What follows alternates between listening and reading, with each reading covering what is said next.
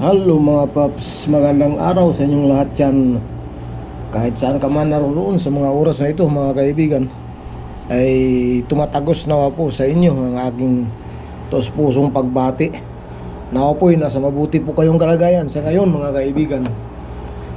At ang pag-usapan natin mga kaibigan ay patungkol naman sa pananampalataya. So wag po kayong magtataka mga kaibigan na minsan nahaluan po natin ang mga bagay na ito dahil napakahalaga po ng mga bagay na ito na ating pong pag-aralan mga kaibigan. Kung napapansin po nyo, napakarami na po mga nagsilitaw na mga problema sa ating mundo.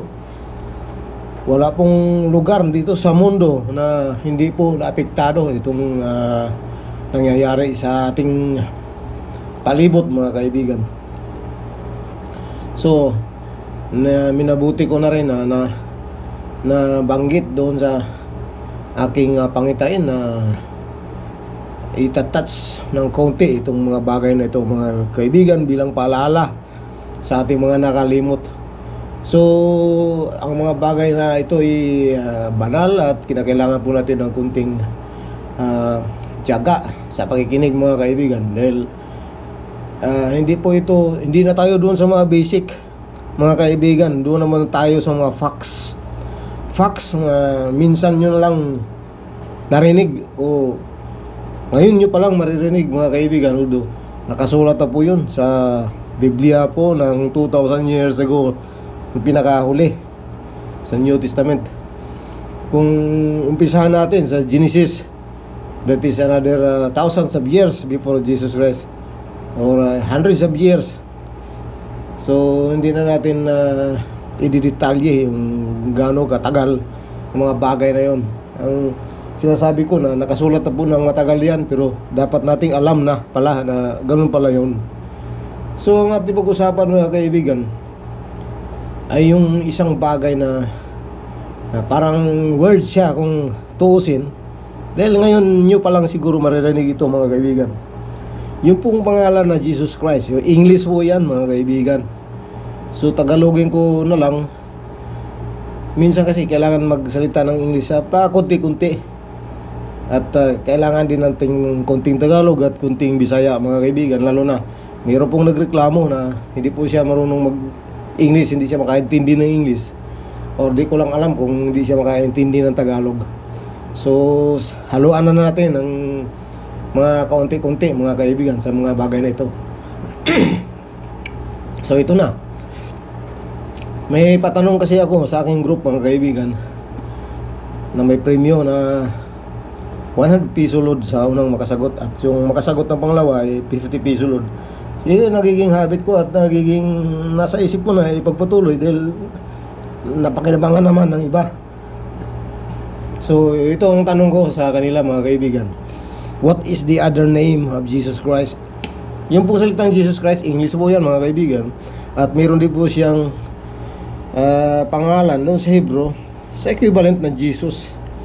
Sa ibang language, Latin, mayroon din po siyang pangalan na kung sa Bisaya, Jesus. So isa lang po yung pangalan na yan mga kaibigan, di ba? Yung kasing salitang Bisaya o Christ, mga title yan mga kaibigan, hindi yan pangalan, title.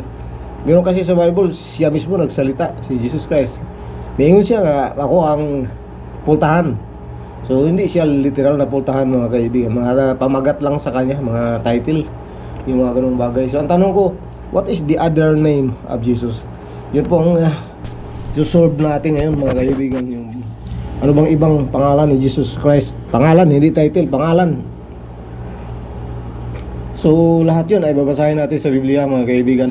Facts na ngayon nyo palang maririnig, although nakasulat na po yan sa Biblia, or narinig nyo, hindi lang nyo napansin dahil wala pong nagsasabi sa inyo. Kaya hinahamon ko lahat ng preacher, pastor, minister, evangelist, ano pang katawagan sa inyo dyan, at pag-aralan natin kasi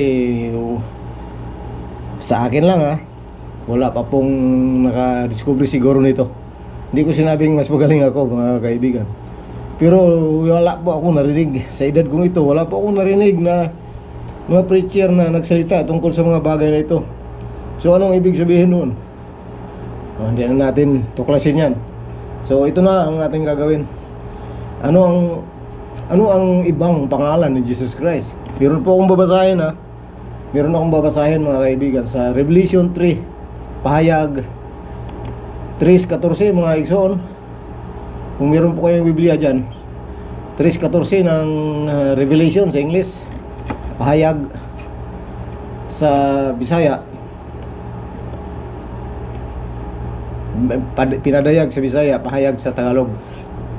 So itong babasahin ko, bilingual, English at saka Tagalog mga kaibigan. So ito na yung 3:14 ng Revelation.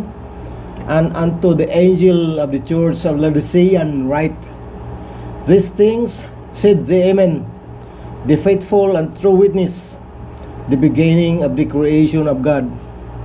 Sa Tagalog mga kaibigan, para maintindihan natin. At sa anghel ng iglesia sa Laodicea ay isulat mo. Mayroong nag-utos na ipasulat mga kaibigan. Ang mga bagay na ito ay sinasabi ng siya nawa. Ulitin ko. Ang mga bagay na ito ay sinasabi ng siya nawa. So may isang bagay na pinasasabi. Yung nagpasabi, ito yung siya nawa. Sa English, balikan natin yung English. These things said the Amen. Kung meron po kayong Bible dyan mga kaibigan, sa baybayan nyo at tingnan nyo yung letter by letter. Kasi binabasa ko lang ito in audio form mga kaibigan. Hindi ko na siya na screen record kasi for copyright issues mga kaibigan. Yung Bible kasi ni-research ko, hindi po siya copyright talaga, o hindi siya patented. Yung mismo yung mga verses niyan, ang patent o ang copyright na issue na lumalabas dito mga kaibigan ay yung site na ginamit ko. Sa kanila po itong site mga kaibigan, yung nasa screen ko, site nila yun. So yun po ang copyright na issue kung ito ay aking screen record. Pero yung verse na mabasahin ko, yung audio, yung narinig nyo, hindi po copyright yan mga kaibigan. Kasi pag copyright yan, wala na pong karapatan ng sino mga pastor na magsalita sa pulpito, kasi copyrighted eh. So ang copyright ito yung soft copy na nakikita ko sa screen, binabasa ko lang to mga kaigsoon. So ito ngayon yung audio form lang siya. So tutuloy natin yung 3:14 ng Revelation sa English. These things said the Amen. Sa Tagalog, ang mga bagay na ito ay sinasabi ng siya nawa. Yung siya nawa mga kaigsunan, kinip mo ni siya nagsugo nga ipasulat. Nagsugo siya sa anghel nga isulat ni. Otro na kong basa. At sa anghel ng iglesia sa Laodicea ay isulat mo. Ang mga bagay na ito ay sinasabi ng siya nawa. Sino yung siya nawa? Kinsan ni siya nga kining siya nawa. Yung siya nawa mga igsuon sa English. Sa English na siya, Amen. Amen siya. So sa English, this thing said the Amen. Sino to? Sino tong Amen na ito na nag-utos sa anghel na isulat ang mga bagay na ito? Nag-utos siya ha.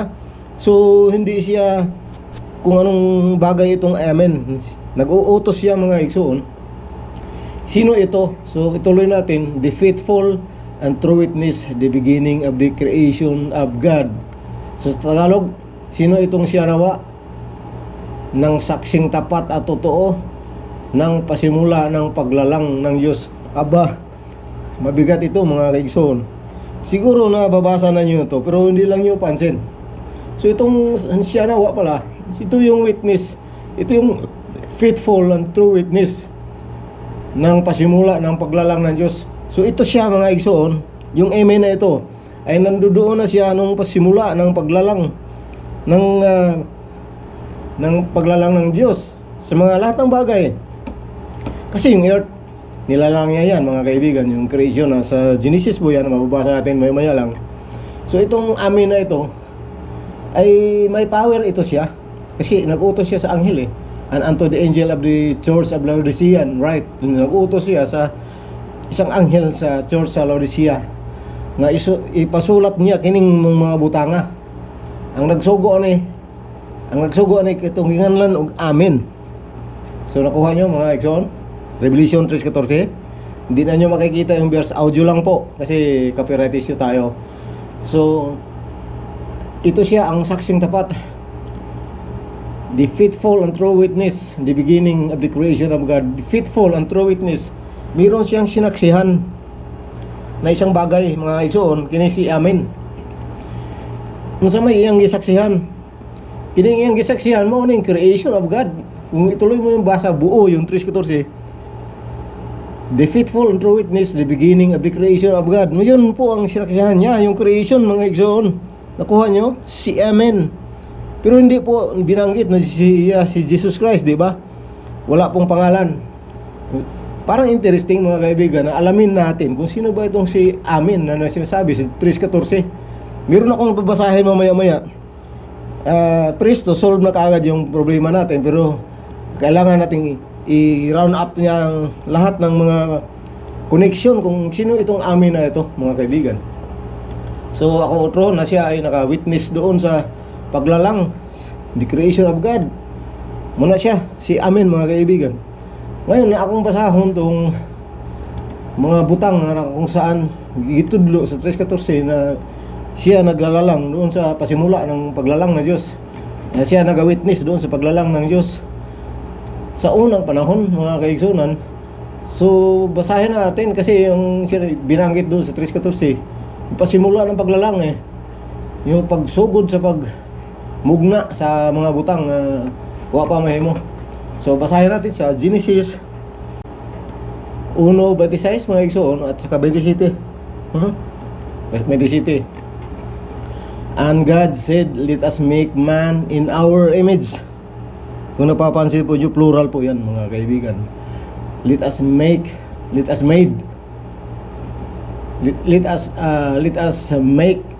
man in our image. Let us, yung us, U-S, plural po yan. At saka yung in our, that is plural, mga kaigsunan. And God said, let us make man in our image, after our likeness. So yung kausap, ang nagsalita dito mga kaibigan, yung ang nagsalita dito yung Diyos na Almighty, yung Father, mga kaigsunan. Siya talaga yung creator. Siya nung nagsalita dito sa 1:26 ng Genesis. Sabi niya sa Tagalog, at sinabi ng Diyos, lalangin natin ang tao sa ating larawan. So may kausap ang Diyos diyan, mga kaigsunan, ayon sa ating wangis. May kausap ang Diyos, hindi ba? Pero kung basahin natin yung English na translation, yung English words niya, wordings, ay let us, o plural, may plural sila. Hindi isa tong nag-create dito, hindi. Yung creator, siya yung Father God na binanggit dito, mga kaibigan. So ito yung nagsalita. Ito yung nagsalita na let us make man in our image. So may kausap siya. Ano yung kausap niya? Sino yung kausap niya, mga igsoon? So wala pong binanggit na pangalan, no? So kung talinuhan natin ng konti, let us make man in our image, after our likeness. Sabi ng Diyos na nagsalita. So ang kausap pala ng Diyos dyan, mga igsoon, ay kaparihan niya. After our likeness, sabi niya. After our likeness. So kaparihan ng God the Father, yung Creator, yung kausap niya. Kasi likeness wangis, kaparehas sa kanya. So tao ba yun, mga kaigsunan? Hindi po tao ang kausap ng Diyos dyan, mga kaigsunan. Dahil nung creation, wala pa pong tao. Kasi si Adan nilalang after na create na itong earth doon sa Garden of Eden. So wala pang tao ng time na antimano doon sa creation, mga igsunan. So City, Genesis 1:27. So God created man in His own image. So nagiging singular ulit yung ano dito, subject. In the image of God created He him. So nagiging singular. Kasi mga igsoon, yung nagsalita sa 1:26, yun ang subject, yung main subject, yung creator talaga. So siya ang nag-create. So presumably, ito po yung the Almighty One, the Almighty Father, the Creator of heaven and earth. Siya po yun. So may kausap siya na kaparehas niya, kasi sabi after our likeness, kaparehas niya, hindi tao. So, ang sabi ng ilan, ang sabi ng iba, yung mga magagaling, kunyari sa Bible, ang kausap daw ng Diyos dyan, mga igsoon, ay anghel. Hindi po siya anghel, mga igsoon. Okay, so itutuloy na natin, mga igsoon. Yung kausap ng Diyos dyan ay hindi po anghel. At saka, hindi po marami. Isa lang ang nagkausap ng Diyos dyan, hindi marami, after our likeness. Although plural po sila. Plural in the sense na dalawa sila, mga kaigsonan, di ba? Yung nagsalita at saka yung listener. Pero yung listener na yan, malalaman natin yan kung ilan ba. Kasi pag anghel, ibig sabihin marami ang witness doon. Kung balikan natin yung 3:14, mga kaigsonan ng Apokalipsis, ang pagkasabi doon, ito yung sinasabi ng Bible sa 3:14 na and unto the angel of the church of Laodicean write these things, said the Amen, the faithful and true witness, the beginning of the creation. Isa lang po ito, mga igsoon, yung faithful, yung true witness, yung witness po sa beginning of the creation. So may witness, ito nga yun, yung kausap niyang Genesis 1:26. Isa lang ito siya, mga kaigsoon, yung nakawitness doon sa creation. So sino ba yung nandoon sa creation? Di ba yung kausap ng Diyos sa 1:26? Hindi po anghel, dahil sa 3:14 ito yung pong parallel verse ng Revelation 3:14 doon sa Genesis 1:26 and 27, mga igsoon. So isa lang ito, isa lang ang kausap ng Diyos. Kasi dito sa 3:14 ito yung witness, ito yung the true witness, faithful and true witness. Sino ba yung faithful, mga igsoon? Gusto ko sana basahin itong verse na to, pero parang may thrill pa, kasi pagbasahin ko to malalaman nyo kung sino ba itong amen talaga. So pahuli na natin to, siyang verse na ito, mga igsoon. Kasi hindi po anghel. Alam nyo kung bakit, mga igsoon? Hindi po anghel yung kausap ng Diyos doon sa 1:26. Mapatunayan ba na hindi anghel?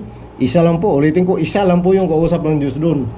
Kasi yung anghel, mga igsoon, ay creation lang po na. Creation po to siya, mga igsoon.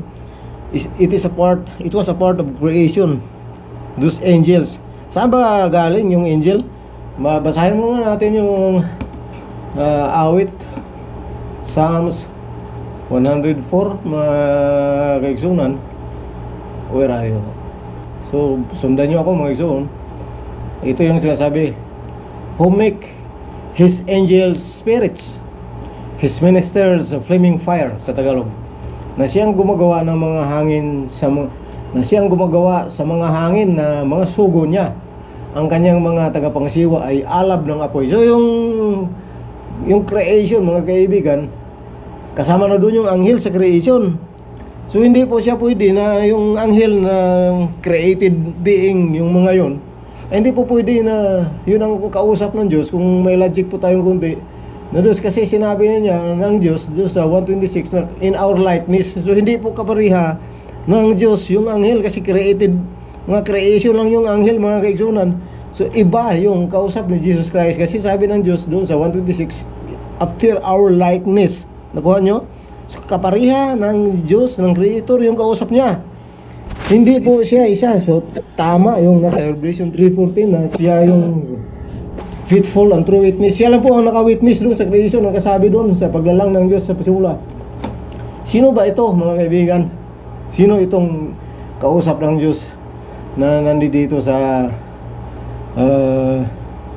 Genesis 1:26? Basahin nga natin yung kawikaan. Sa kawikaan tayo, mga kaibigan, 8.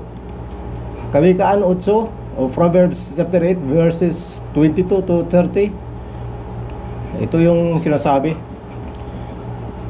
English, sa English muna tayo. The Lord possessed me in the beginning of His ways, before His work of old. So mayroong ginawa ang Diyos sa una, old, sabi He possessed me before His works of old. So bago pa gumawa ang Diyos, nung una yung creation yun, ang ibig sabihin, mga kaibigan, ay nandoon na yung kausap niya. So nag-iisa lang po ito, mga kaibigan, hindi po marami. So tama yung nasa Revelation 3:14 na itong Amen na ito ay siya yung the true the faithful and true witness. Siya lang po ang naka-witness doon mga igsoon, hindi marami. So basahin natin ulit yung 8:22 ng Proverbs. The Lord possessed me in the beginning of His way, before His work of old, before His works of old. So may ginawa ang Diyos noong unang panahon. Nandoon na itong nag-claim na siya nga ito mga kaibigan. Sa 23, I was set up from everlasting. So nagmula siya sa walang hanggan, from the beginning or even earth was. So nakita po ninyo, I was set up from everlasting, from the beginning or ever the earth was. Tuloy na lang natin pagbasa, sundan nyo ako. When there was no depth, I was brought forth. When there were no fountains abounding with water, before the mountains were settled, before the hills was brought forth, while as yet He had not made the earth, nor the fields, nor the highest part of the dust of the world. When He prepared the heavens, I was there. When He set a compass upon the face of the depth, when He established the clouds above, when He strengthened the fountains of the depth, when He gave to the sea His decree, that the waters should not pass His commandment, when He appointed the foundation of the earth, then I was by Him. Sa 30, as one brought up with Him. So nandoon na po ito mga kaibigan. And I was daily His delight, rejoicing always before Him. So nakita po ninyo mga kaibigan, sa Tagalog medyo mas magandang pakinggan. Ang Tagalog sa 22, inari ako ng Panginoon sa pasimula ng kanyang lakad, bago pinasimulan. Ito po yung King James Version mga kaibigan, bilingual. So ulitin ko yung 22. Inari ako ng Panginoon sa pasimula ng kanyang lakad, bago pinasimulan ang kanyang mga gawa ng una. Ako'y nalagay mula nung araw, mula nang walang pasimula, bago nilikha ang lupa. Ako'y nailabas nang wala pa ang kalaliman, nang wala pang mga bukal na sagana ng tubig. Bago pa ang mga bundok ay nalagay, bago pa ang mga burol ay ako'y nailabas, samantalang hindi pa niya nilikha ang lupa, ni ang mga parang man, ni ang pasimula man ng alabok ng sanglibutan, ng kanyang itatag ang langit. Nandoon ako.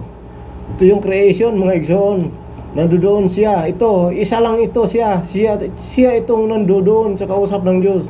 Nang siya maglalagay ng balantok sa balat ng kalaliman ng kanyang pagtibayin ang langit sa itaas, nang maging matibay na ang mga bukal ng kalaliman, nang bigyan niya ng nang maging matibay ang mga bukal ng kalaliman, nang bigyan niya ang dagat ng kanyang hangganan upang huwag salansangin ng tubig ang kanyang utos, nang kanyang iayos ang mga patibayan ng lupa. Nasasipingan niya ako na gaya ng matalinong manggagawa, at ako ang kanyang ligaya sa araw-araw, na nagagalak na lagi sa harap niya. So sa araw-araw mga kaibigan, siya ang ligaya ng creator na yan. Anak kasi siya mga igsoon. So hindi po pwede siyang wala, kasi siya po yung kausap ng Diyos doon sa Genesis 1:26. Siya nung nag-claim na siya ay nailabas na bago pa mga burol, bundok, etc. Ito yung nag-claim na ito mga kaibigan. So hindi marami, isa lang. Isa, so mali at not possible na anghel nga ang kausap ng Diyos doon sa Genesis 1:26. Wala pong proof doon sa Bible mga kaibigan. Zero proof na anghel ang kausap ng Diyos doon. Kasi creation po yun. Yung anghel, isa pong created being. Creation po sila mga kaibigan. Psalms 104 verse 4. So created being din po sila mga igsunan. Kasi kung ginawa ng Diyos ang anghel sa hangin, presumably dito sa creation sila ginawa, kasama sila sa creation, kasi wala namang hangin doon, nung wala pang earth, vacuum itong space mga igsoon. So hindi umubra na may anghel na, kasi galing siya sa hangin di ba? Pakibasa uli Psalms 104 verse 4 mga igsoon. So hindi siya, so at ang anghel ay marami din po yan mga kaigsunan. Pero itong nag-claim na ito, na sinasabi sa 3:14 ng Revelation, ito yung faithful and true witness. Ibig sabihin, mayroon palang witnessan lang. True witness ito siya, mga kaigsunan, yung nasa Revelation. Basahin nga ulit natin yung Revelation 3:14, mga kaigsunan, parang ma-repress natin. Sa 3:14 ng Revelation, ganito ang pagkasabi sa Tagalog, sa English tayo. And unto the angel of the church of Laodicean write, these things said the Amen, the faithful and true witness, the beginning of the creation. Nakikita nyo? The beginning of the creation. So ito yung creation na sinasabi sa Genesis 1:26. Nalalangin natin ang tao ayon sa ating mga isyon. Po ang creation, mga isyon. Ito siya, kasi siya yung witness doon. Siya, pag witness ba, wala doon. Siyempre nandoon siya, witness nga eh. Faithful and true witness, the beginning of the creation of God. So malinaw, mga isyon. Although wala po siyang, hindi pa binanggit. Pero mamaya, mabanggitin na natin yan. Siya. Sino ba yung faithful talaga yan? Pero meron na po kayong idea kung sino yan ng kausap? Kasi kung balikan natin yung Genesis 1, Proverbs 38, mga igsoon, mula doon sa 22 hanggang 30, sabi niya, nasa tabi, nasa Bisaya, nasa tapad niya ako. Nasa tabi, nasa tapad. Paano bang totoong sa tapad? Meron bang ibang biblical proof na nandoon nga si Jesus Christ sa Ama? Kasi sabi niya dito, sa araw-araw sa araw-araw, mga igsoon, siya yung ligaya sa araw-araw. So hindi pa rin binanggit kung sino ito. Basahin nga natin yung Juan, mga igsoon, sa New Testament, Juan 1, mga ilang verse, at saka diretso tayo sa unahan. Sa Tagalog tayo. Nang pasimula, siya ang Berbo. Siya ang Berbo, at ang Berbo ay suma sa Diyos. Yung Berbo po, word. At ang the word was with God. And the word was God sa English. Ito rin ang pasimula ay suma sa Diyos, at ang lahat ng mga bagay ay ginawa sa pamamagitan niya. Nandoon kasi siya sa creation. Ito pa parang ano siya, yung co-creator, at ang alinman sa mga lahat ay hindi alinman sa mga lahat ng ginawa ay hindi ginawa kung wala siya. So, naisip nyo, mga igsoon, hindi ginawa kung wala siya. Ito yung siya. Sino yung siya? Yung witness. Kung wala siya, hindi ginawa. So, nagawa yun dahil sa kanya. Siya parang ikaw, ama, ako ama. Nagawa ko ng laruan para sa anak ko. Kasi yung anak ko, yun ang katuwaan ko bilang ama, di ba? Ganon. So nasa kanya ang buhay, at ang buhay ay siyang ilaw ng mga tao. Nasa kanya ang buhay, at ang ilaw ay siyang buhay ng mga tao. Sa 18, mga igsoon, mo laktod ta sa 18. So sa 14 muna. And the word was made flesh. And the word, yung word na nasa verse 1, pasimula siya ang Berbo. Yung Berbo na yan, nasa 14, mga kaigsonan, and the word was made flesh, and the word and dwelled among us. So tumira siya kasama sa tao. Itong verbo na ito, itong word na ito. And the word was made flesh, may katawan, nagkatawan siya, and dwelled among us. Sino ba yon? Sino yon, mga igsoon? Na yung salita ay nagkaroon ng laman, nagkatawang tao, ang verbo sa Tagalog, at tumatahan sa gitna natin. Tumahan siya. Sino yung nagkaroon ng laman at tumahan sa atin? May idea kayo? Nasa isip nyo, pero hindi pa nyo sabi dahil wala pangalan, ano? And we beheld His glory, the glory as of the only begotten of the Father. Well, nandoon na po yon, the only begotten of the Father, the full of grace and truth. Wow, this is a wow, mga kaigsunan. So sino ba yung the only begotten of the Father? So pinanganak siya, ipinanganak. Wala pong imposible sa Diyos, mga kaibigan. Yung isip natin na imposible, posible yan sa Kanya. Yung Diyos Ama na may bigatin siya, may bigatin na Son.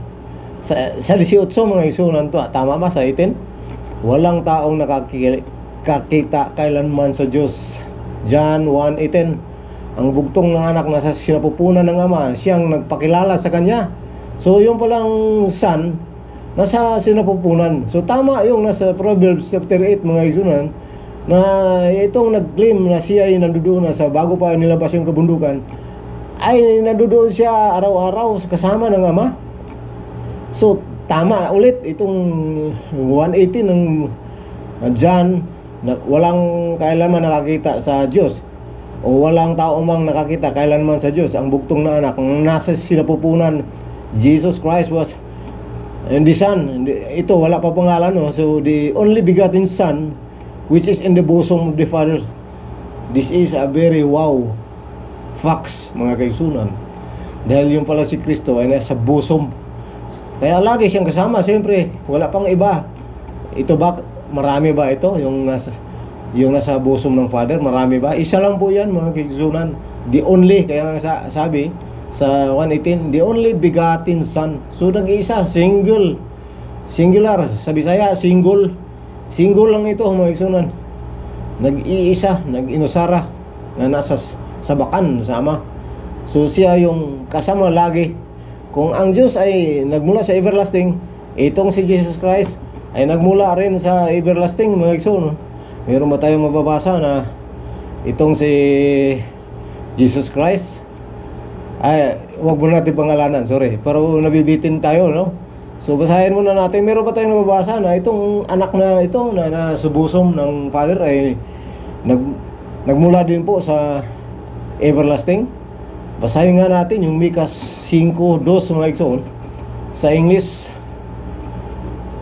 but thou, Bethlehem Ephrata. Ito po yung Bethlehem, isa pong bayan, mga kaigsunan, maliit na bayan sa Jerusalem, sa Israel. But thou, Bethlehem Ephrata, thou, parang magkakaparehas lang eh. Though thou be little among the thousands of Judah, yet out of thee shall he come forth unto me, that is to be ruler of Israel. Kunti-kunting lumiwanag ba, mga kaigsoon? So galing sa Huda, sa Tagalog, ikaw Bethlehem Ephrata, na maliit upang lumagay sa libo-libo ng Huda, mula sa iyo ay lalabas sa akin ang isa na magpupuno sa Israel. So this is a very wow, mga kaibigan. Lalabas mula sa Bethlehem ang isa na magpupuno sa Israel. Sino po yung nagpuno sa Israel, mga kaigsunan? Yung time na yon. At ang pinagbuhatan niya ay mula noong una, mula ng walang hanggan. So nagbubuhat po siya sa walang hanggan. Sa English na basahin natin. Sa English, yet out of thee shall he come forth unto me, that is to be ruler of Israel, whose goings forth have been from old, from everlasting. So nagmula si Jesus, nagmula po itong magro-ruler sa Israel sa walang hanggan, mga kaigsunan. Meron bang walang hanggan? Kasi kasama nga siya doon sa Ama nung araw-araw. Kahit tama, eksakto yung nasa 3:14 na itong Amen na ito ay siya yung true witness, the faithful and true witness of the creation of God. Di ba? Nakukuha nyo, mga kaigsunan? Sino ito? Yung the only begotten, nakalagay doon, mga kaigsunan, John 1:18. The only begotten, nag-iisa lang po yun. Kung ulitin po nyo yung chapter 8 verse 22 to 30, mga kaigsunan, napakalinaw yan, mga kaigsunan, na meron talagang nag-claim na siya ay nandoon na bago ang creation, o mismo yung creation na binanggit doon sa Revelation 3:14, na ang pagkasabi doon sa 3:14 ng Revelation ay sa English, mga kaigsunan, ito ang pagkasabi, and unto the angel of the church of Laodicea write these things, said the Amen, the faithful and true witness, the beginning of the creation of God. So nakikita nyo, nandoon po ito sa creation, itong Amen na ito, mga kaigsunan. Ito yung naka-witness, the faithful and true witness.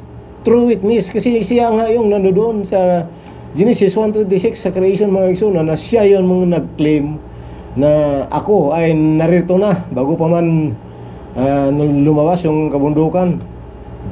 Proverbs chapter 8 verses 22 to 30, mga kaigsunan. So lahat yun ay may tinuturong parallel verses, mga kaigsunan. Basahin nga natin yung Proverbs ulit, mga kapatid. Sa 30 ng Proverbs, meron nga ba talaga yung binanggit sa John 1:18 na He was in the bosom of the Father, the only begotten Son. So, merong ama, meron ding anak, di ba? Mga kaigsunan. So, basahin nga natin kung papatunayan pa ba sa ibang verse na meron nga may ama at may anak. So, sa verse 4 ng Proverbs 30, mga kaigsunan, ito ang sinasabi: Who hath ascended up into heaven, or descended? Who hath gathered the wind in his fist? Who hath bound the waters in a garment? Who hath established all the ends of the earth? What is his name? And what is his son's name, if thou canst tell? Nakuha nyo, mga ison? Sa Tagalog. Sa Tagalog, basahin natin. Sino ang sumampa sa langit? Sabi sa Tagalog, Kawikaan 30 verse 4. Sino ang sumampa sa langit at bumaba? Sino ang pumisa ng hangin sa kanyang mga dakot? Sinong nagtali ng tubig sa kanyang kasuotan? Sinong nagtatag ng lahat ng mga wakas ng lupa? Ano ang kanyang pangalan at ano ang pangalan ng kanyang anak kung iyong nalalaman? Di ba, mga kaigsunan? So mayroong ama. Sino yung umakyat sa langit at bumaba? Yun po yung ama, yung nag-create, mga kaigsunan. Ang sabi dito, may tanong, ano ang kanyang pangalan? At ano ang pangalan ng kanyang anak? May anak ba? May ama, may anak.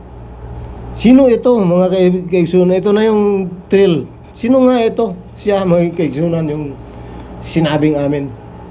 Yung amen na yan, na nasa 3:14. Sino yun? Yan, nag-utos sa anghel sa Laodicea na isulat mo ito. Siya yung nag-utos. Yung amen na yan. Basahin natin yung Revelation ulit tayo, mga kaigsunan, sa 1:5 naman ng Revelation. Ito ang sinasabi: and from Jesus Christ, wow, and from Jesus Christ, who is the faithful witness. Do you have the idea now? Binanggit na nga mismo sa 1:5 ng Revelation, mga kaigsunan. And from Jesus Christ, who is the faithful witness, and the first begotten of the dead, and the prince of the kings of the earth, and to him that loved us and washed us from our sins in his own blood. Sa Tagalog, mga kaigsunan. At mula kay Jesus Kristo na siyang saksing tapat. Meron pa bang saksi nung binanggit doon sa 3:14 ng Revelation, mga kaigsunan? Wala pong ibang saksi kundi ito. So dito na yung pangalan niya, Jesus Christ. So ang tawag sa kanya doon sa Revelation 3:14, nag-utos siya sa anghel sa Laodicea na isulat mo ito. This thing said the Amen. Yun po ang pangalan ng Jesus Christ, mga kaigsunan. Yung Amen, sino yun? Nalalaman na natin ngayon na siya pala yung si Jesus Christ, yung nag-utos sa isang anghel sa Laodicean para isulat mo. So may power siya. Siya yung nag-utos. Hindi po itong Amen lang na sinasabi natin tayo mag-pray. Nag-utos siya, mga kaigsunan. So hanggang dito na lang muna tayo at muli nating subaybayan sa susunod nating mga paksa, mga kaigsunan, ang iba pang mga facts